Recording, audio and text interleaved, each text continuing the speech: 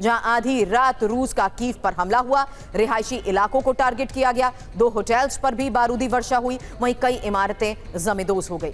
Cruise ballistic missile से हमलों को अंजाम दिया गया। बड़ी बात यह है कि ज़ेलेंस्की ने भी रूस को हमले की धमकी दी और ज़ेलेंस्की की धमकी के बाद रूस का ये एक्शन।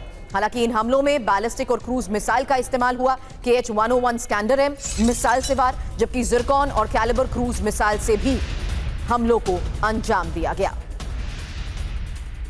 तो बड़ी खबर यह है कि अब रूस लगातार कीव और अलग अलग ठिकानों पर स्ट्राइक्स को अंजाम दे रहा है, जिसमें जिरकॉन और कैलिबर क्रूज मिसाइल से हमला हुआ है और साथ ही KH-101 स्कैंडर-M मिसाइल से भी वार किया गया।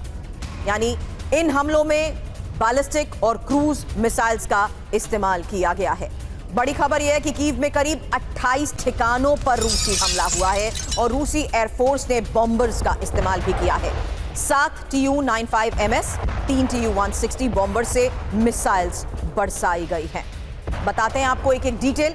बीती रात रूस ने कैसे कीव पर मिसाइलों से वार किया, उसकी तस्वीर आपने देखी। अब इन मिसाइलों में कैसे यूक्रेन ने मिसाइल्स को इंटरसेप्ट करने का भी दावा किया है, यही इंफॉर्मेशन आपके सामने है। क्योंकि 30 KH-101 क्रूज मिसाइल से हमले का दावा, जबकि 10 को यूक्रेन की तरफ से इंटरसेप्ट भी किया गया। इसके अलावा 24 स्कैंडर-M मिसाइल के जरिए हमले अंजाम हुए, जिसमें से 6 इंटरसेप्ट किए गई हैं। 12 जिरकॉन हाइपरसोनिक क्रूज मिसाइल, जिसमें से किसी को भी इंटरसेप्ट नहीं किया गया, और 6 कैलिबर क्रूज मिसाइल, जबकि सभी 6 मिसाइल्स को इंटरसेप्ट किए जाने का दावा भी किया जा रहा है। साथ ही 2 KH-59 क्रूज मिसाइल से भी टारगेटेड हुए, जबकि दोनों मिसाइल्स को इंटरसेप्ट करने का यूक्रेन दावा कर रहा है।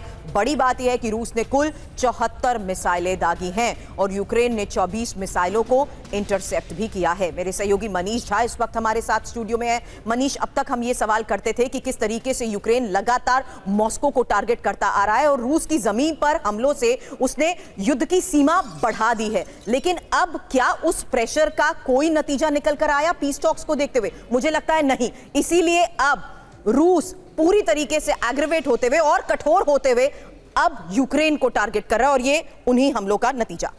बिल्कुल सही कहा आपने। देखिए, 2 बातें हैं। पहली बात तो ये कि रूस और यूक्रेन दोनों के पास आज की तारीख में मारक क्षमता ऐसी हासिल हो गई है कि यूक्रेन भी मॉस्को समेत रूस के तमाम महत्वपूर्ण ठिकानों पर हमले कर रहा है ड्रोन के जरिए, और रूस पर भी दबाव है कि इसके लिए जवाबी कार्रवाई की जाए। और उसी जवाबी कार्रवाई के तहत रूस ने कीव समेत कई शहरों पर मिसाइलों से और ड्रोन से भारी बमबारी की है, भयानक हमले किए हैं।